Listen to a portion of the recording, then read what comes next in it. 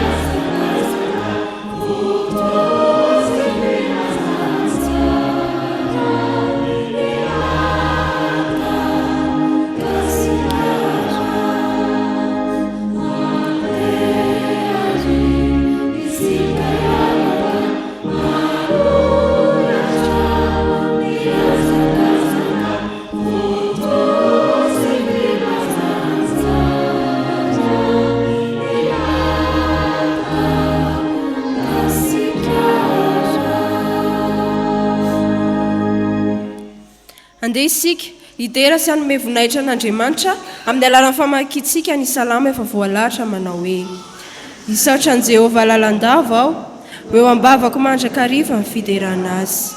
Jehovah andreharehan'ny fanahiko, ary izany ny mpandefitra ka ho faly. Miaramaka lazan'i Jehovah amiko, ary aoka hiara-manandritra ny anarany isika. Mitady an'i Jehovah aho dia mamaly ahy izy, ka manafaka ahy amin'ny tahotra rehetra. Mijery azy ireo ka miramirana, sady tsy mangahy ahy ny tavany. Ity olo-mahantra ity ny anso dia ny ainy Jehovah, ka namonjy azy tamin'ny fahoriany rehetra. Amen.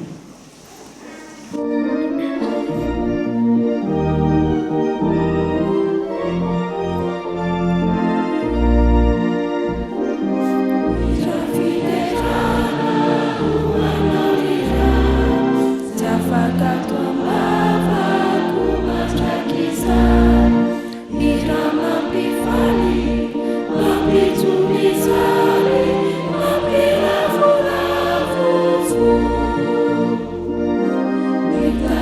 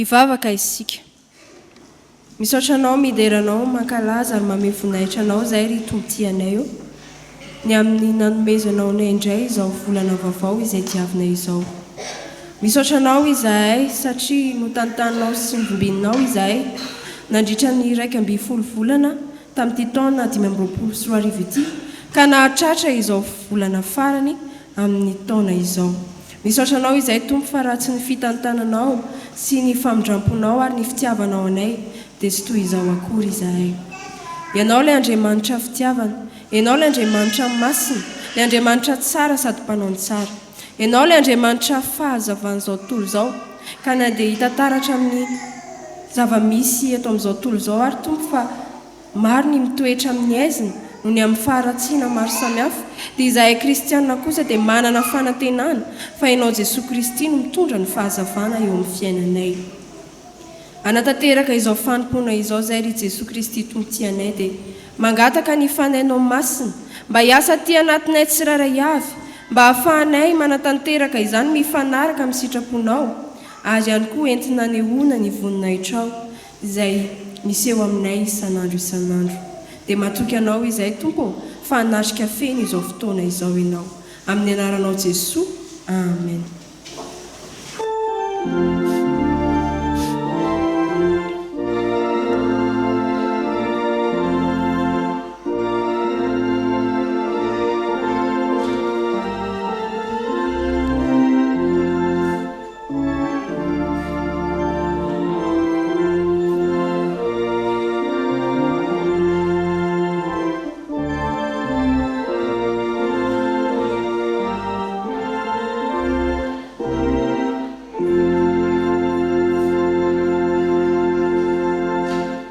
ankalazany tenin'Andriamanitra isika ka ny fotoana ho an'ny ankizy sy ny tanora no anomboantsika izany hitsangana izao ny ankizy sy tanora rehetra ny hira efa voalahatra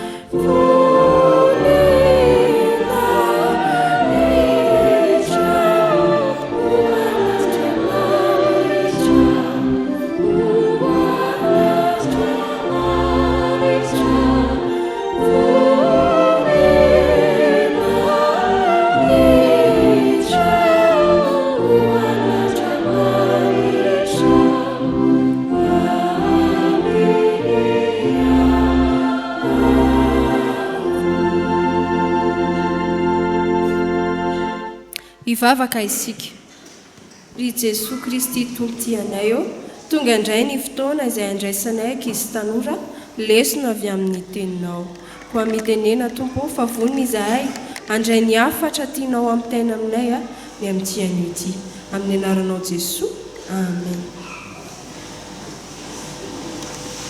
ny soratra masina izay angalantsika ny afatra indray ry ankizy tanora ny amin'itianio ity dia ny filazantsara araka ny Jaona toko 7 ny 9:20 Jaona toko 7 ny 9:20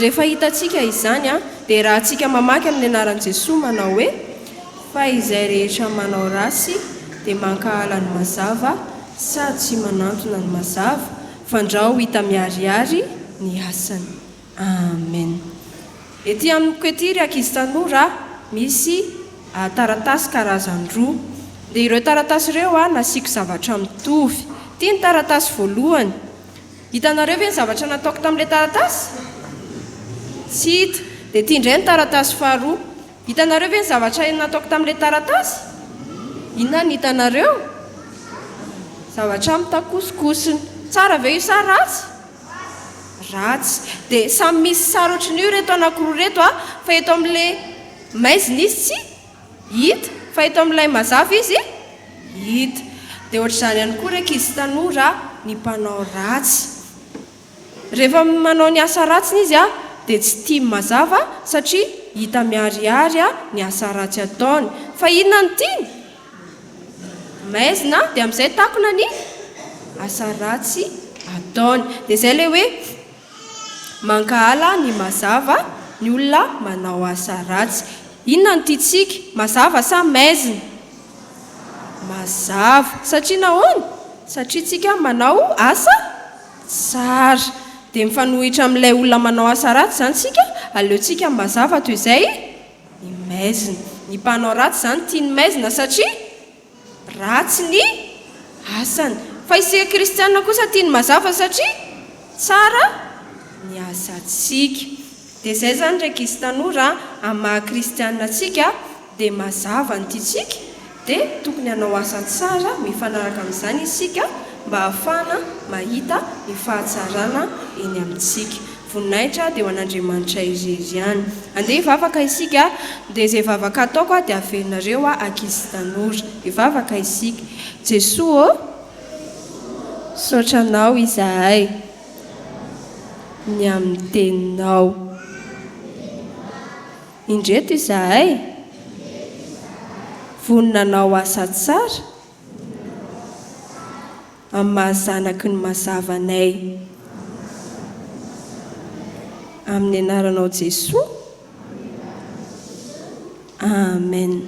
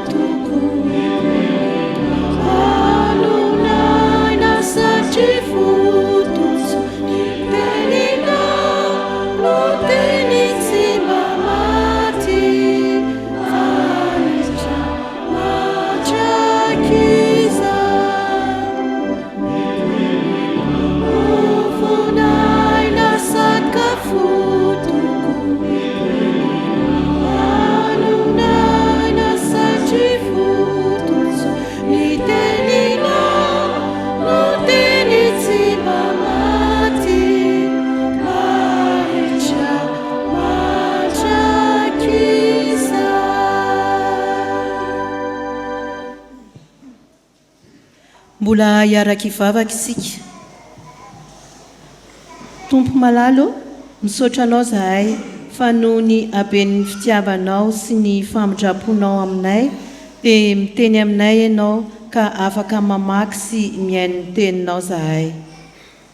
Mangataka ny fananao masina izahay amenao anay tsirairay avy.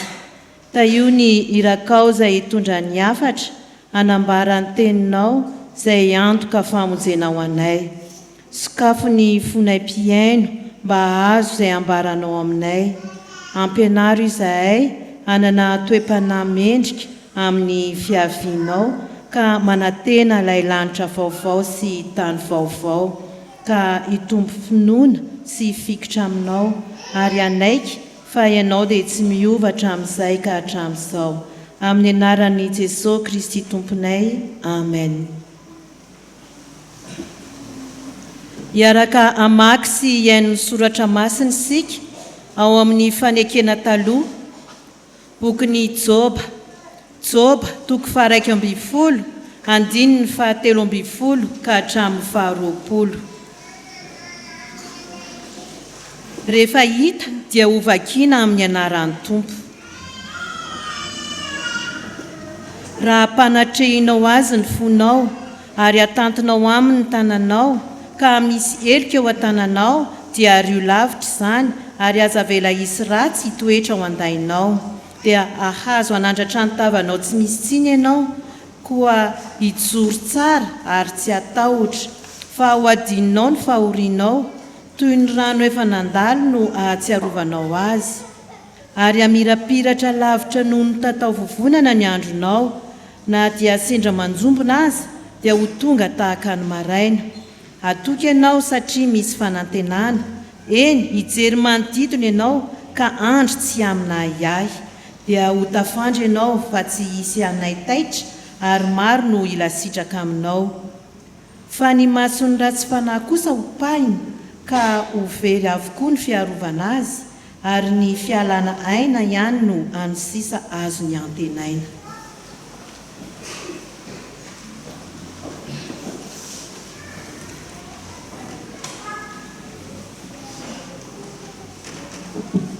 hotoizantsika ny famakina ny soratra masina ao amin'ny fanekena vaovao filazantsara araka ny jaona toko 7 andininy 4 ka hatramin'ny faraika amby 20 ary io faranantsika ny famakina ny soratra masina ao amin'ny epistily voalohany no sorata amin'ny petera voalohany toko voalohany andininy 7 ka hatramin'ny faraika amby 20 rehefa hita dia hovakiana amin'ny anaran'ny tompo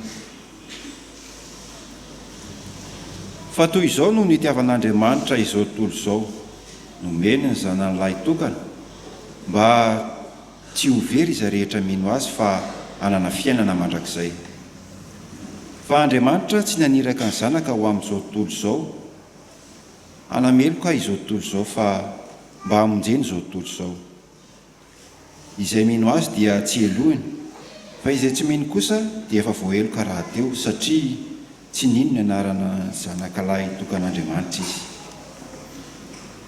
ary izao ny fanamelohana fa tonga amin'izao tontolo izao ny mazava nefa aleon'ny olona ny maizina toy izay ny mazava satria ratsy ny asany fa izay rehetra manao ratsy dia mankala ny mazava sady tsy manatona ny mazava fa ndrao hita miariary ny asany fa izay manao ny marina kosa dia manatona ny mazava mba aseho ny asany fa atao amin'Andriamanitra izany ary raha ilay tsy mizatavan'olona fa mitsara araka ny asan'izy rehetra no antsonareo hoe ray dia mitondra tena amin'ny fahatahorana mandritra ny andron'ny fivanianareo ety fa fantatrareo fa tsy zavatra mety ho simba tahaka ny volafotsy sy ny volamena no nanavotana anareo tamin'ny fitondran-tena adala izay azonareo tamin'ny entin-drazana fa ny rany tsoan'i Kristy toy ny rany zanak'ondry tsy misy kilema ary tsy misy pentipentana izay fantatra raha teo fontsy mbola ary ny fanorenan'izao tontolo izao fa efa naseho tamin'izao andro farany izao no ny aminareo izay mino an'Andriamanitra amin'ny alalany dia ilay nanangana azy tamin'ny maty ka nanome voninahitra azy mba hiorenan'ny finoanareo sy ny fanantenanareo amin'Andriamanitra. Amen.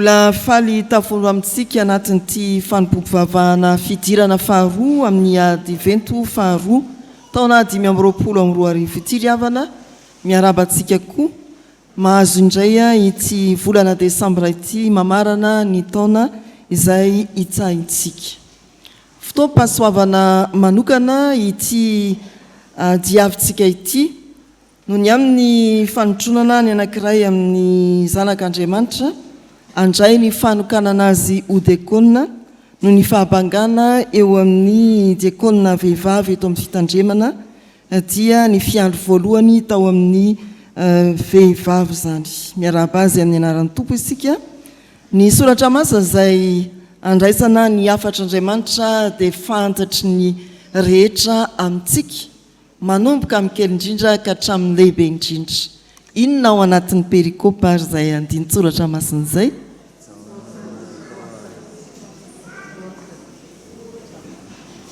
ary taony sasasasana ihany no mahavaly ny ankamantatra inona le izy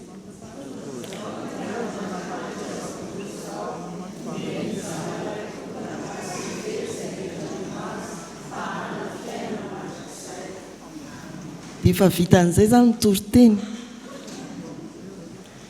hainy maro tsenjery riavana zany andiny-tsoratra masina izany fa toy izao no nitiavan'Andriamanitra n'izao tontolo izao nomeny ny zanan'ilay tokana mba tsy ho very izay rehetra mino azy fa hanana fiainana mandrakizay inona no afatra tiany tompo ho lazaina amin'ny fiangonana amin'ity alahady ity tao manatsika amin'ny loha hevitra hoe manantena an'Andriamanitra azo aompana amin'ny filazanako hoe Jesosy Kristy fanantenana ho antsika Jesosy Kristy fanantenana ho anao sokafany resaky Nikodemosy tamin'i Jesosy ny filazantsara kanjaona toko fahatelo tonga alindalina manoloana ny Jesosy Nikodemosy izay ambarany soratra masina fa fariseo zany hoe olona tena mahay tsara ny soratra masina ary mpitaona ny mpiarabelona taminy hiaina hankatoa ny tenin'Andriamanitra hanaraka ny lalàna fa nanatona an' Jesosy izy mbola te hitombo amin'ny fahalalàna ka dia napetrany eo amin'ny sokajin'olona atao hoe manam-pahaizana ny amin'izany fampianana izany i Jesosy no tonono hoe raby eo fantatray fa mpampianatra avy amin'Andriamanitra ianao ny nasaitran'i Jesosy an'izany dia ny hoe apetra ho any zany apetra ho any ny mahafariseo mahay mbola te hitombo anao apetrao izay heveranao ho mpampianatra avy amin'Andriamanitra fa ndao hijery zavatra hafa mihitsy ka izao raha tsy ateraka indray ianao tsy mahazo mahita ny fanjakan'Andriamanitra ndeha hanompoka eo amin'ny aotra isika hanompoka fiainana vaovao tsy mbola misy fahalalana azo ifikirana na fahafantarana azo ianteherana ateraka indray mahita ny fanjakan'Andriamanitra ary eo amin'ny andiny fahadimy dia somary miova ny fanambaran'i Jesosy rehefa mangataka fanazavana misimisy kokoa i Nikodemosy dia hoy Jesosy lazaiko aminao marina dia marina tokoa raha misy olona tsy ateraky ny rano sy ny fanahy dia tsy mahazo miditra ao amin'ny fanjakan'Andriamanitra io fiainam-baovao io tsy hoe hanaovana tazan-davitra ny fanjakan'Andriamanitra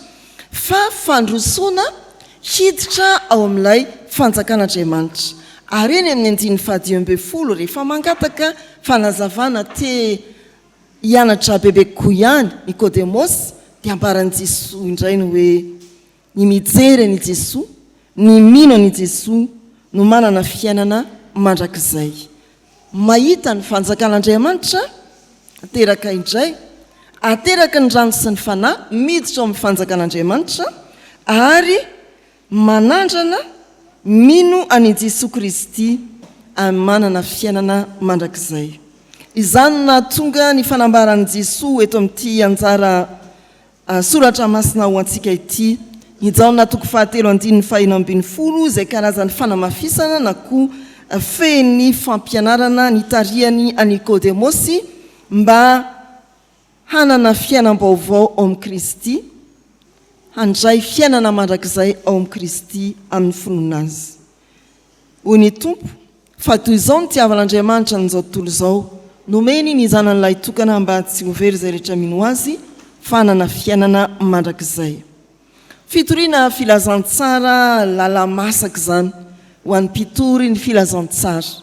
Raha hitory filazantsara ka tsy maka n'io andininy io dia hafahafa ihany. Ndeha averina ary izany fototra ny filazantsara izany amin'ity fotoam-pahasoavana ho an'ny fiangonana ity. Nikodemosy olona mahay raha soratra masina fa tao amin'ny Jesoa mba hianatra. Tonga eto isan'alahady ianao, te hitombo ao amin'ny tompo amin'ny fahalalana ka miaino ny soratra masina. Mbola tonga eto ianao amin'ity anio ity tahaka Nikodemosy, mbola te hiaino andray indray. Ny ampandrenesin'ny tompo antsika, ampahafantariny tompo antsika voalohany dia ny hoe mitodika aminao Andriamanitra, tianao izy. Iza no tian'Andriamanitra? Eto amin'ity soratra masina ity dia tsotra ny fanambaran'i Jesoa, toy izao ny tiavan'Andriamanitra n'izao tontolo izao. Raha ireto olona marobe tazamina avy ety ambony pilipitra dia ambaran'izany soratra masina izany fa tiantsika Andriamanitra. Ao anatin'ilay izao tontolo izao, ao anatin'ilay malagasy manodidina ny 30 tapitrisa isika, fa hitodian'Andriamanitra amin'ity ora sy fotoana ity anambarany fa toy izao ny tiavan'Andriamanitra anao, fa toy izao ny tiavan'Andriamanitra antsika. Lehibe zany ny riavana. Mandratra no misy milaza hoe tsy tiako tsony ianao. Mahatonga fahadisom-panantenana ao amin'ny tanora maro zany. Manimba ny andrenesana ray aman-dreny fa niala taminy ny fonony zanany ary mifamadika amin'izay koa tsy mampahazo aina ny zanaka, ny mahafantatra na mahatsapa fa misy tsy fitiavana ao amin'ny ray aman-dreny. Eto dia mitodika amintsika Andriamanitra, mampatsiahy indray ary milaza amin'ny tsirairay ato anatin'izao vahoaka be tonga manatona tahaka ny Nikodemosy izao, tianao Andriamanitra. Izay no fanambarana tapany voalohany ambaran'i Jesoa eto amin'ity andiny soratra masina ity. Fitiavana tsy voafetra, tsy misy fetra hoe olona 5 ihany tian'Andriamanitra, izay ny atonona ny fony, malalaka ny fon'Andriamanitra izao tontolo izao no tiany. Tsy misy fetra hoe ny olona ao anatin'ny saranga tahaka izao, na ny lehilahy ihany, na ny vehivavy ihany, na ny ankizy ihany no tian'Andriamanitra. Tsy voafetra tahaka izany. Tsy mifidy olona ny fitiavan'Andriamanitra. Raha malahelo ianao, fantany ny alahelonao, tiany ianao. Raha lavo tamin'ny fahotana ianao, fantany ny nataonao, satria mazava izy tsy azonao anafenana na inona, fa mbola tiany ihany ianao. Raha tojo fahadisom-panantenana ianao, fantany ny fahakivinao, fa mety efa aminao koa ny fitiavany an'ity ity. Izany ilay fitiavan'Andriamanitra riavana. Efa fantatrao ve izany fitiavan'Andriamanitra izany? Efa norenesinao ve izany fitiavan'Andriamanitra izany? Ary indrindra efa noraisinao ve ny fitiavan'Andriamanitra? Mitodika aminao Andriamanitra, tianao izy. Ny faharoa, manana fanomezana lehibe ho anao Andriamanitra. Andriamanitra dia tsy tia amin'ny teny fotsiny na amin'ny lela, fa tia amin'ny asa. Manana fanomezana lehibe entiny manapirofo ny fitiavana anao Andriamanitra araka ny tapany faharoa amin'izao soratra masina izao. Nanome ny zanan'ilay tokana izy, nanome ny zanany ilay tokana ho asa ho anao Andriamanitra, ho an'izao tontolo izao tsy ankanavaka Andriamanitra ho mariky ny fitiavana. tsy nizara vol'Andriamanitra, tsy nanokana arena manokana any amin'ny didimpanana ny Andriamanitra ho anao, tsy nanokana toerana ho anao Andriamanitra, fa nizana n'ilay tokana no atolony ho fanaporofona ny fitiavany anao, ny fitiavany antsika. Jesosy mihitsy no porofom-pitiavana omen'Andriamanitra, manana fanomezana lehibe ho anao Andriamanitra, tsy fanomezana krismasy azo tsapahi-tanana mahafaly ny olona rehetra, tsy feno famirapiratana, fa Jesosy feno fanetretena, tonga hamonjy hatramin'ny fahafatesana teny amin'ny azo fijaliana riavana. Omen'Andriamanitra maimaim-poana ho anao ny zanany ilay tokana. Saininao ve ny hoe Abrahama raha nozahan'Andriamanitra toetra hanolotra ny zanany tokana ho fanatitra, rehefa nanainga ny tanana mba handatsaka raha ny zanan'ilay tokana, i Abrahama dia nisy feo avy any an-danitra nanao hoe ajanony, atsaharo. Fa rehefa injay i Andriamanitra no nanolotra ny zanany ho fanatitra tokana, naterina Andray mandeha monja ho antsika ho fanavotana amin'ny fahotana. Tsy nisy feo avy any an-danitra manao hoe oka ihany ry mpandefona, fa no tanterahana hatramin'ny farany izany fandefonana an Jesosy izany. Fanomezana lehibe ho antsika ry havana, ny rany Kristy latsaka teo amin'ny azo fijaliana araka ny fanambarana ao amin'ny Petera voalohany toko voalohany, nanomboka tamin'ny 5:7, anjara perikopa miaraka amin'izao soratra masina izao. Tsy volamena, tsy volafotsy no nanavotana antsika tamin'ny fitondran-tena adala araka an'izao tontolo izao, fa ny rahasoan'i Kristy. Tsapanao ve ny asarobidiny izany fanomezan'Andriamanitra izany? Ny fiainany zanan'ilay tokana no natolo ho anao. Any afatra fahatelo dia ny hoe manana tanjona ho anao Andriamanitra. Raha nanolotra ny fiainany manontolo, fiainany zanany manontolo ho anao Andriamanitra ho mariky ny fitiavana, ny tanjony dia ny ananao fiainana mandrakizay.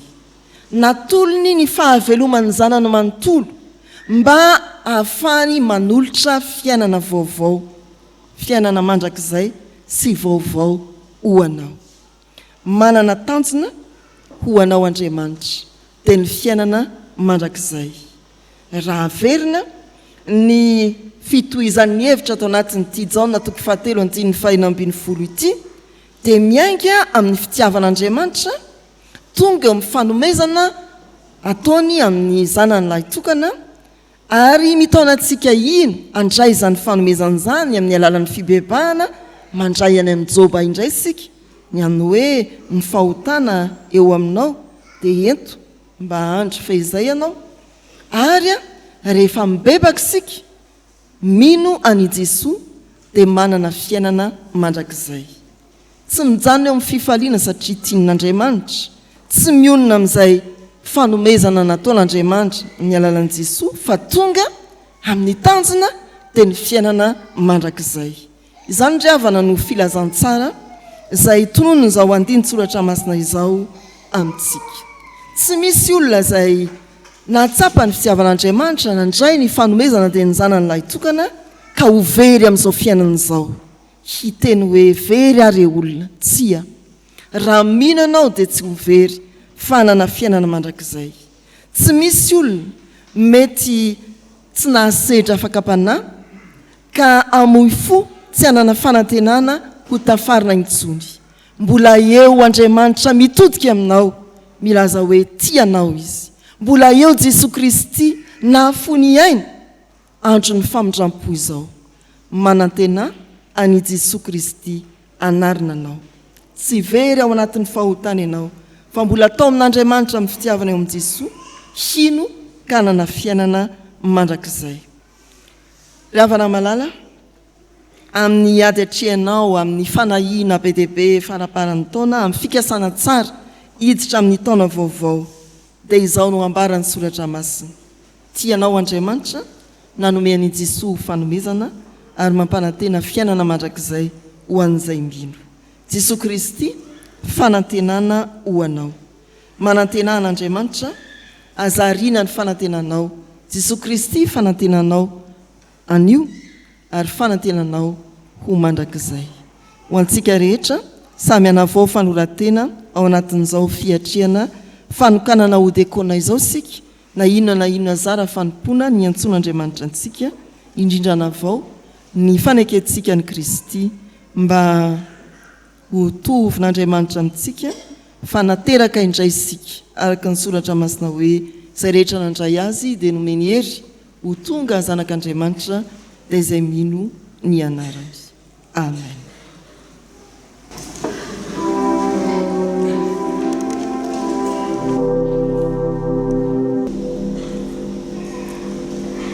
Manoloana ny sitrapon'Andriamanitra izay nambarany tamintsika tamin'ny alalan'ny mpanompony teo ry havana dia matsiaro tsy tanteraka isika ka ndeha hanantona ny tompo hiaiky ny fahotantsika eo anatrehany ka iombona amin'izao vavaka setry ny tenin'Andriamanitra sy vavaka fifonana izao. Hivavaka isika. Misaotranao izay ry Jesosy Kristy tompontianay fanambaranao taminay indray ny teninao tamin'ity anio ity izay maneho ny sitraponao. Fa ianao Andriamanitra dia mitodika aminay ary maneho ny fitiavanao anay. Ilay fitiavana tsy mba mandiso fanantenana. Ka nanomezanao anay fanomezana lehibe dia ny zanakao ilay tokana izany izay tonga hanavitra anay ho afaka amin'ny fahaveresana mba hanananay ilay fiainana mandrakizay. Tompo, manoloana izany sitraponao izany dia mahatsiaro tsy tanteraka izay. Tsy mahatsapa izay indraindray ny fitiavanao Andriamanitra anay ka manary fanantenana manoloana an'ireo zava-tsarotra rehetra izay mianjady amin'ny fiainanay. Fa eo ihany koa Tompo, nanome anay ny fanomezana lehibe ianao dia Jesosy Kristy izany kanefa tsy niraisinay tampitiavana tamin'ny fo i Jesosy Kristy ilay fanomezana izay nomenao anay fa modimody niraisinay ka mahatonga anay mbola iaina ao anaty fahaverezana, mbola iaina ao anaty fahamaizinana. Tompo, ny teninao miteny aminay hoe tsy izay manao hoe tompoko no andova ny fiainana mandrakizay fa indreto izay manondrika ny lohanay eto anatrehanao menatra sy mangay ay noho ny ratsy rehetra vitanay teo anatrehanao. Tompo, enoy ny fifonanay amin'izao vavaka anatin'ny fahanginana izay sandratra eto anatrehanao izao.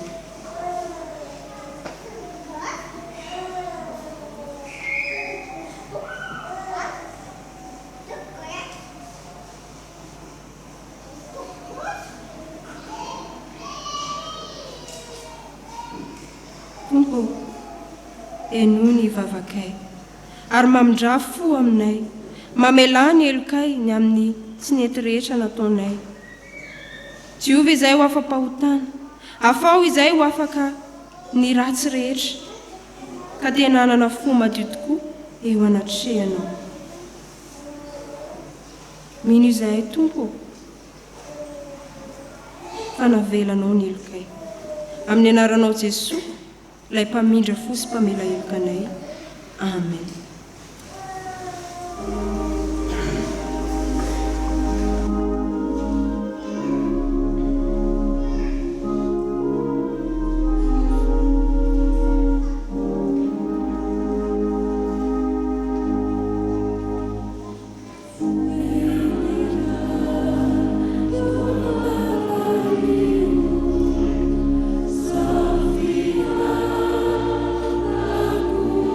So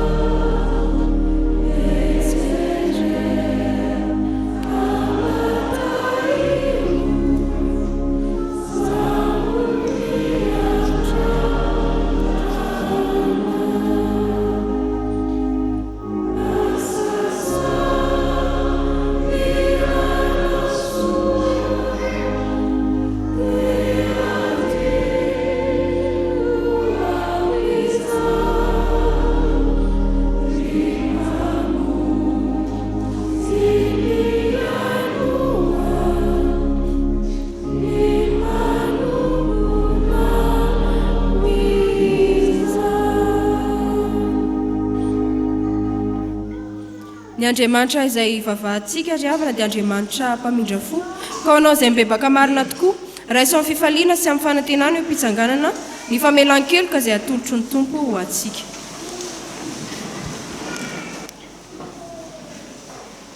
Hoy ny soratra masina, avia ary fandahatra isika ho Jehovah, na dia tahaka ny jaky aza amin'ny fahotanareo dia ho fotsy tahaka ny ora-banala, na dia mangatrakatraka tahaka ny sily aza dia ho tahaka ny volon'ondry fotsy. Voavela ny elokareo noho ny anarany masina, mederany tompo. Amen.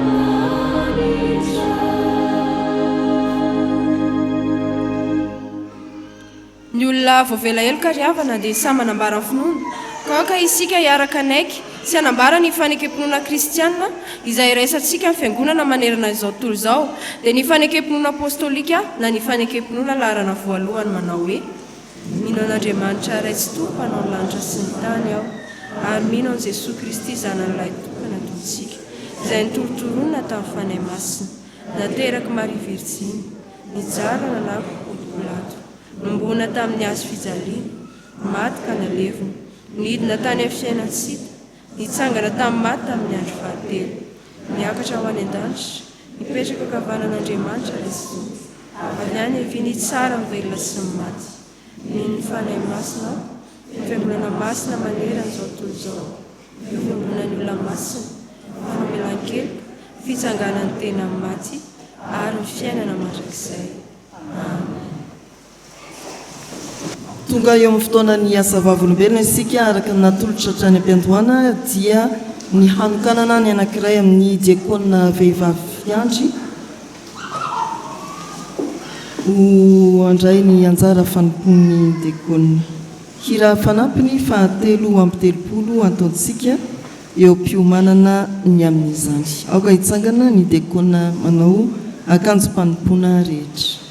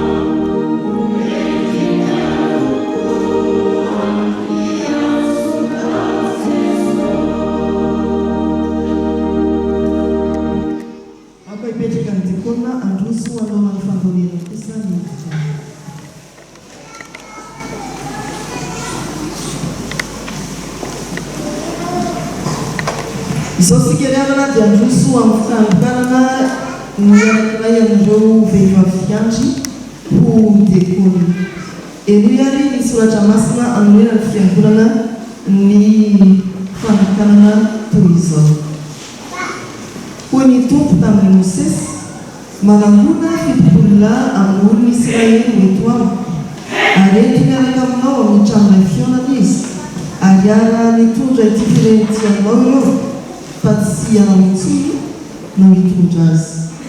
Amin'ny testamenta vaovao dia toraka izany ihany koa, nanindrena dekonina fa ho ny apôstôly tamin'ny fiangonana tao Jerosalema.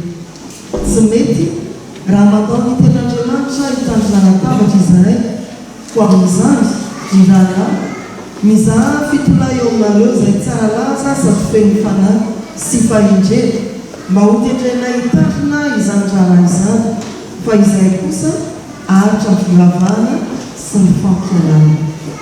Hokoa i Paoly tamin'ny Titosy, izao no namelako anao tany Kreta, dia niantaminanao izay mbola tsy tanteraka sy anendrenao ny olona misy tanàna araka nandidiko anao. Raha misy tsy manantsiny dia olona manambary-tokana manana zanaka-mino izay tsy mba hampangaina ho mpanala-po amin'ny ratsy na ho maditra. Hokoa i Paoly tamin'ny Timoty momba ny dekonina. Ny dekonina koa toy izany avy, ho maotona, tsy moroteny, tsy tia divay be, tsy tia arena maloto, mitandrina tsara ny zava-miafina ny amin'ny finoana amin'ny fieritreretana madio. Ny vehivavy koa ho toy izany ihany, maotona, tsy mpanendrikendrika, mahony tena, mahatoky amin'ny zavatra rehetra. Hitantsika amin'izany ry fiangonana malala fa mavesa-danja na mavesa-danja azany asan'ireo voatokana tsy anao na inona afa-tsy ny fitoriana sy ny fampianarana ten'Andriamanitra dia ilaina araka ny soratra masina sin'ireo olona ho namany hiara-iasa aminy eo amin'ny fitondrana sy fitaizana ny fiangonana. Koa ianao raha vavy malala, tsarovy mandrakariva ny alehibe ny andraikitra atolotra anao ankehitriny. Atokany tokoa ny tenanao ho amin'izao fanompona izao. Aoka ny fahatsiarovana ny adidy amin'Andriamanitra tompon'ny fiangonana no any anapaka ao am-ponao. Mangataka anao ary izahay anonona ny fanekena masina ilain'ny fiangonana amin'izay rehetra ho diakonina. Eto anatrehan'Andriamanitra sy ny fiangonana dia manaiky aho fa azoto hivavaka sy hamaky ary hanatra ny soratra masina izara sy hampiasa izany koa amin'ny hafa. Ho namam-pitandrina ka hiara-miasa aminy amin'ny fahazotoana eo amin'ny fiandrasana ny ondrin'Andriamanitra. Hitandrina tsara ny filaminan'ny fanompo-pivavahana ao am-piangonana ary hamonjy ny fivoriana rehetra araka izay azoko atao. Hanaja sy handefitra amin'izay hevitra tapaka ny maro sady aro lalandava ny firaisan'ny fiangonana tsy ho simba. Hanao izay azoko atao amin'ny fandavorarian'ny fiangonana ny adidy rehetra ara-bola. Hitaizan'ny kristianina hanao vaindohan-draharaha ny asa iombonana amin'ny synody sy fampelezana filazantsara ny ivelany. Hitandrina ny ankohonako azoto amin'ny famponan'Andriamanitra mba tsy ny tenako ihany no marika alain'ny fiangonana tahaka fa izy ireo koa. Ary ny herin'Andriamanitra no iankinako mba hatanterahako izany rehetra izany. Amen. Randriamanana ny irina fanomezan-tsoa, ren'Andriamanitra ny fanekena nataonao ho mariky ny fahavononanao, ny antsoroka izao asa fanompona mahadekonina izao. Ho ankehitriny hitsangana ny fiangonana ary roso amin'ny fanakoananao isan'ny dekonina ny mpitandrina. Aoka hitsangana ny fiangonana.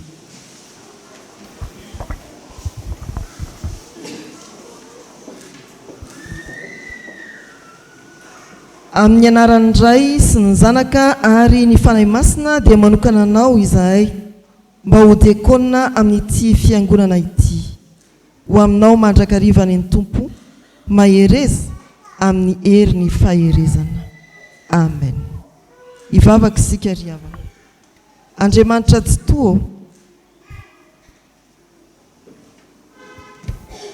misaotra anao izahay no ny amin'ireo mpanomponao efa nantsonao ka miara-manompo eo amin'ny fiangonana amin'ny fanompony diakonina. Misaotra anao indrindra ny amin'ity mpanomponao ity izay nomenao anjara amin'izany fanompona diakonina izany tamin'izao ora sy fotoana izao. Enganery Tompo ho araka ny fanomezam-pahasoavana izay nomenao azy no hiazakazany amin'ny fanompona ka hiazakazaka tokoa izy tsy ho reraka, andeha izy tsy ho sasatra. Fenoy ny fahamarinan'ny teninao izy, omeo fitondrantena madio mba hanompony marina anao amin'izao raharaha izao, na amin'ny teny na amin'ny atao, mba ho voninahitra ny anaranao ary ho fampandrosoana ny fiangonanao.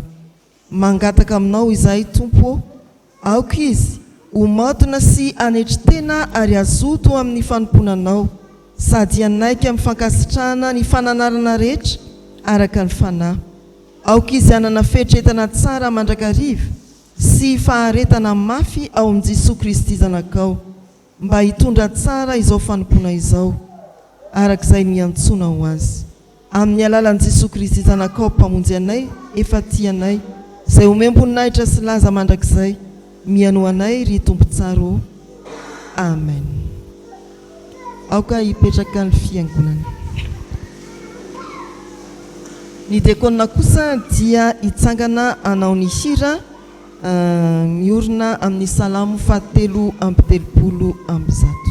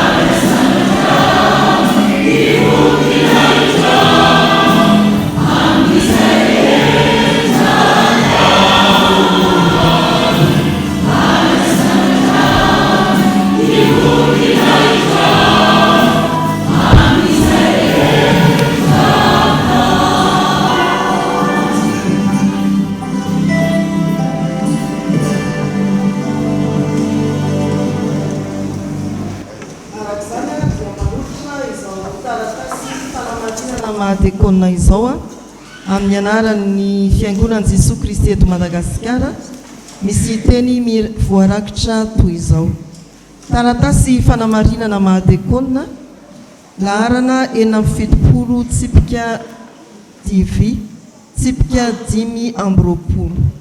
aoka ho tonga fianana ho anominana ho amin'ny fiteny, amin'ny fitondratena, amin'ny fitiavana, amin'ny finoana, amin'ny fahadiovana, fa izay efa mahavatra tsara ny asan'ny dekona dia mahazo toerana tsara ho an'ny tenany sy fahasaina be amin'ny finoana izay ao amin'ny Kristy Jesosy.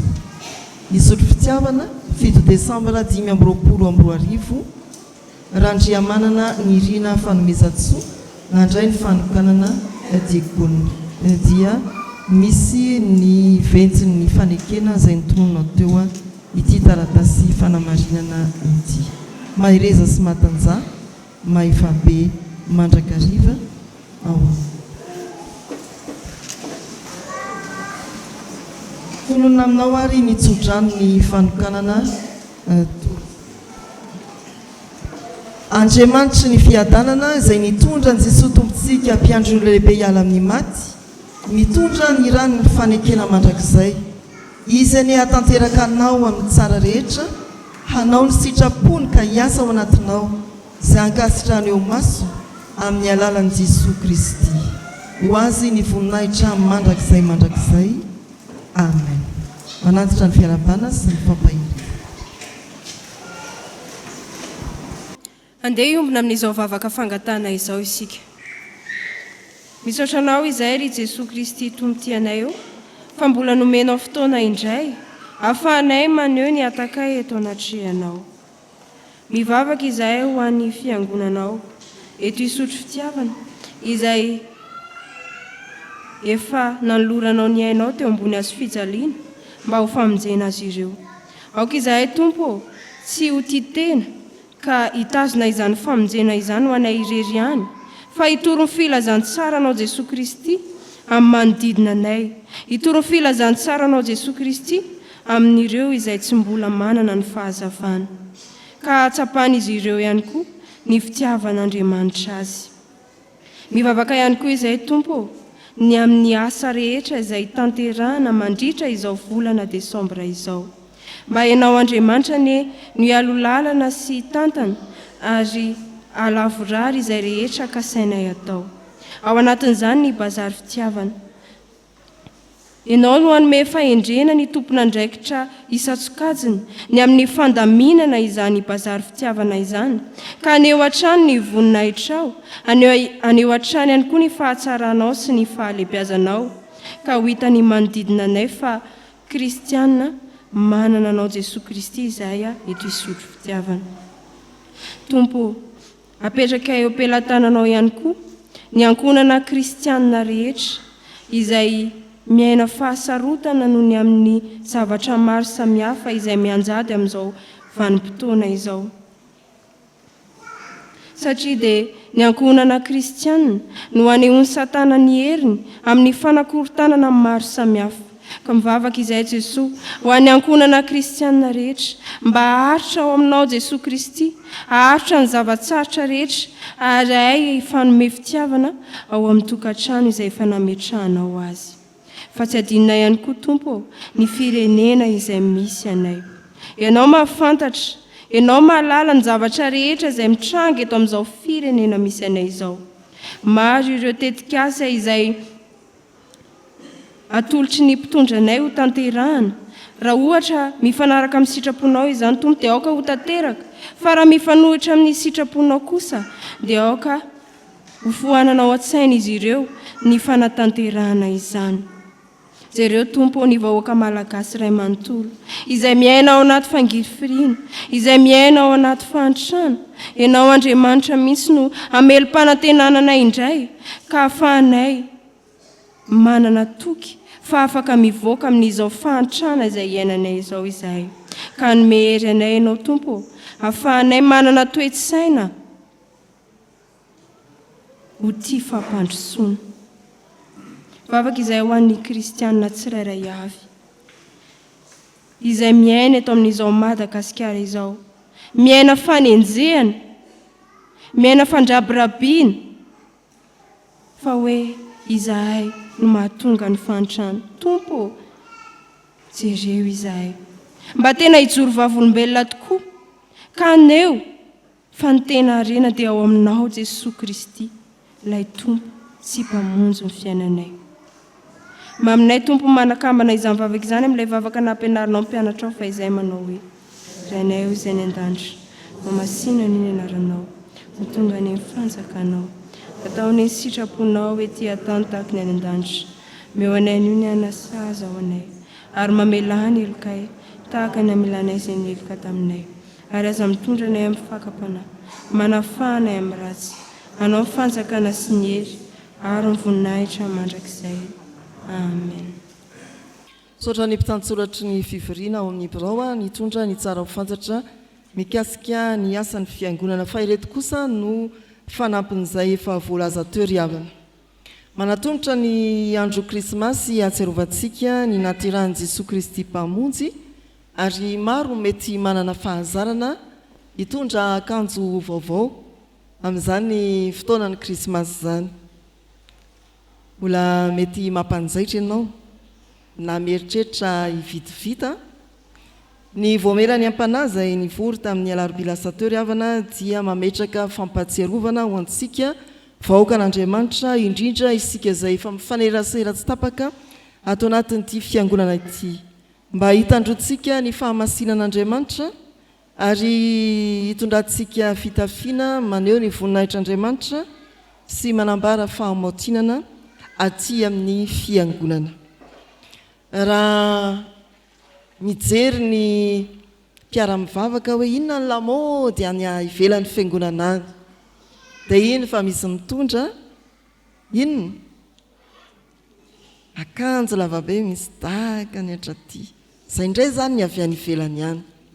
Na koa misy mitondra fitafiana, isika vehivavy moa ny ohatrany tsy dia mahay miakanjo loatra amin'io, fitafiana mifatotra kely ao an-damosinao, na koa mampiseho ny faritra ny vatana saripady ambony, na koa miakatrakatra kely aty fa tsy ampy ny lamba teny amin'ny mpivarotra. Mampatsiary havana mba hitandrona ny ampanahy eto amin'ny fiangonana, raha tsy maintsy an-tany vola ihany ianao, manany vola mikendry ny voninahitr'Andriamanitra eo amin'ny fitafiana entiny anjaika aty amin'ny fiangonana anompoana an'Andriamanitra.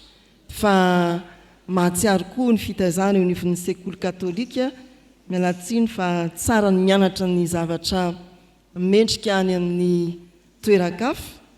Rehefa ny mpianatra any amin'ny masera na any amin'ny sekoly katolika no ataony tompon'andraikitra ohatran'izao volony, ka misy mihoatra kely, dikan'izany dia ndany ianao miety, mba tsy ho diso lava hatraty na isy ny tombony ohatran'izay ny volony zanantsika lahy, fa ho voarefy tsara. Marina fa tsy katolika sika na mpianatra mopera na mpianatra masera, fa ndeha mba hianarana izany, ho fisehoana mihitsy hoe izaho ianao lehilahy, ary izaho dia mitondra fitafiana tena maneho ny mahareny mpianakaviana mahazatovy vavy ahy, tsindra na pataloha ho aty am-piangonana, asehoko fa tena reny mpianakaviana mendrika aho, tena tanora zazavavy manana fijoroana tsara maha-kristianina.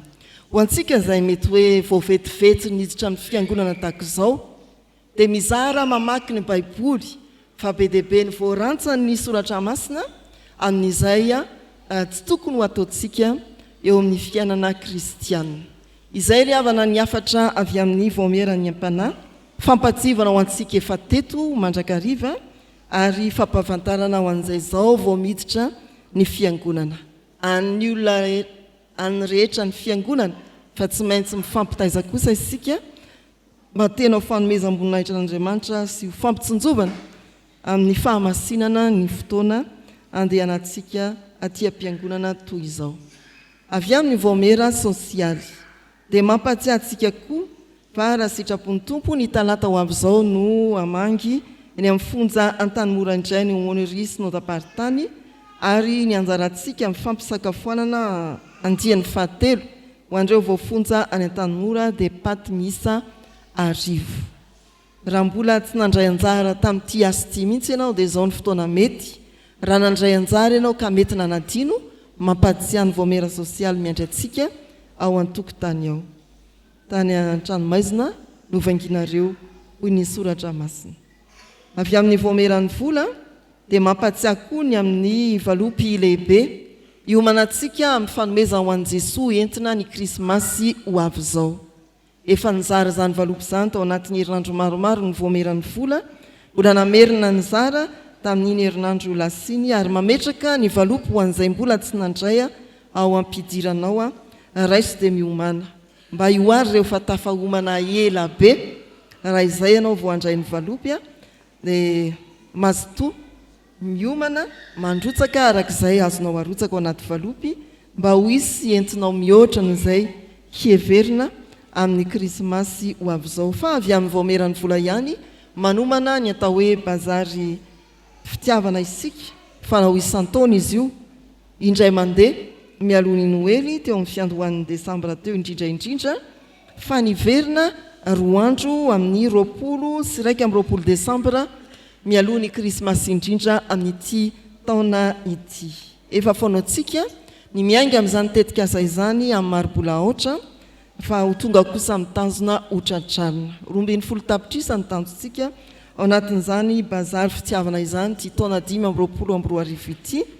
Hiezaka ny voameran'ny vola anatona mivantana antsika hiazakazaka amita izany fa manantena fiara-miasa sahady amintsika koa anatona ny latabatry ny voameran'ny vola ao atokotany ao anolotra izay fotsika hoentimanana ny bazary fitiavana na vola fandraisana anjara mivantana na koa entana azo avadika ho vola amin'ny tsena izay velatra mandritra n'io bazary fitiavana io.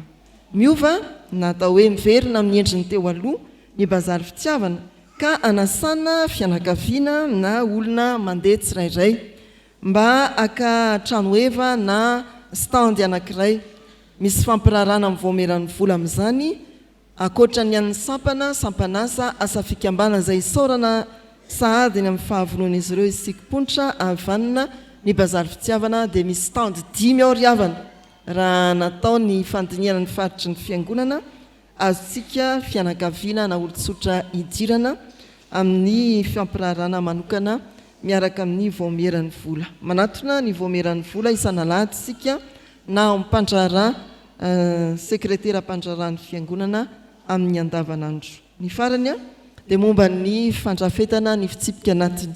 Avy amin'ny voameran'ny fitsipika anatiny eto amin'ny fiangonana efa noazavaina teo amin'ny isanambaratonga ny taratasy atao hoe fanangonakevitra avy amintsika vahoaka an'Andriamanitra manomboka eo amin'ny mpandray ny fanasan'ny tompo ka ny fanangonakevitra dia raketitsika ao anatin'ny taratasy efa misy taridalana ankapobeny isaky ny toko amin'ny fotodalana sy ny fitsipika. Afaka mandray avy amin'ny voamera ny fitsipika izany taratasy taridalana fanangonakevitra izany isika ary mario tsara rehefa mamerina ny taratasy isika manao ny misy ny fanangonakevitra mario tsara ao ny anarana sy ny fanampinanaranao ny laharana mahampandray. Ho antsika mety manana sosikevitra sarobidy izay tiana atolotra ny voameran'ny fitsipika kanefa mbola tsy mpandray fanasan'ny tompo dia azonao atao tsara manatona ny mpandray fanasan'ny tompo ao tokantranonao na mpandray fanasan'ny tompo eto amin'ny fiangonana ifandresy lahatra aminy ianao. Raha resy lahatra amin'ny sosikevitra ao izy dia soratany ao anaty taratasy ny sosikevitra ao. Natao izao ny ravana mba ilamina ny fanolorana ny volavola avy amin'ny voamera mandalo ao amin'ny braon'ny fiangonana mankeo ampievitra raha ary tonga amin'ny fanapaha-kevitsika mpandray fanasan'ny tompo. Ny tanjona kendrena dia any amin'ny volana jolay voarafitra manontolo ny fitsipika anatiny ary azo atolotra ankatoavin'ny braon sodaparitany dia ianantsika ho amin'ny filaminana sy ny fandrosoan'ny fiangonan'Andriamanitra. Ny amareo fanentanana sy fampatsivana samihafa raisy izay tandrify anao ary ankatoavy sy tanterao mba ho fahamasinana ary ho fampandrosoana koa ny fiangonan'Andriamanitra. Amen. Tamin'ny sabotsy fa 5 ny vola novambra 5 lasa teo dia nandray ny fanamasinany fanambadiny ny zanatsika Boucher Jonathan Missa Leandre sy ra Benjamina Loriana Irianja Marie Hélène Mivady faly mandray azy ireo eto amaso ny fiangonana ary dia rahaba sy rarisoa azy amin'ny anaran'ny tompo isika. Arak'izany izy mivady dia fifaliana ho an'ny fiangonana ny mandray anareo ato anatin'ity fotoana ity, manantitra ny fiarabana sy ny firarintsoa ho tokantrano anjakan'i Kristy sy ny fiadanany ny tokantranonareo. Manolotra koa ny Baiboly ho mariky ny fifalian'ny fiangonana ary mampatsiahy anareo fa amin'ny fotoana rehetra amin'ny trangan-javatra rehetra ao an-tokantrano dia manakambara aminareo Andriamanitra. Manolotra izany Baiboly izany ary manantitra ny firarintsoa sy ny fiarabana efa nitononona teo.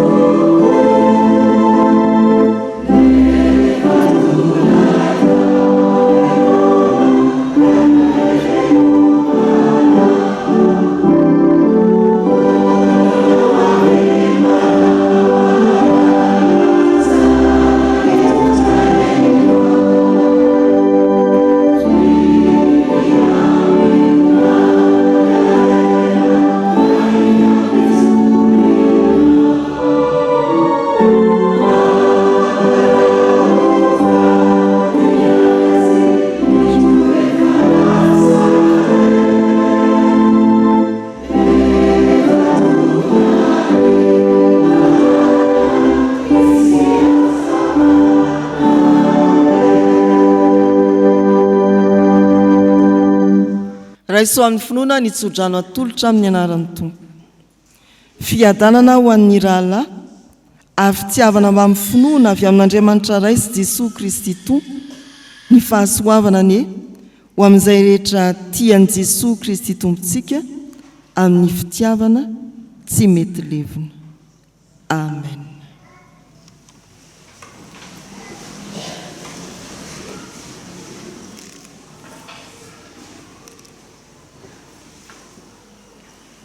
Ho an'Andriamanitra irery anany ny voninahitra, amin'ny anaran'ny Ray sy ny Zanaka ary ny fanahy masina. Amen.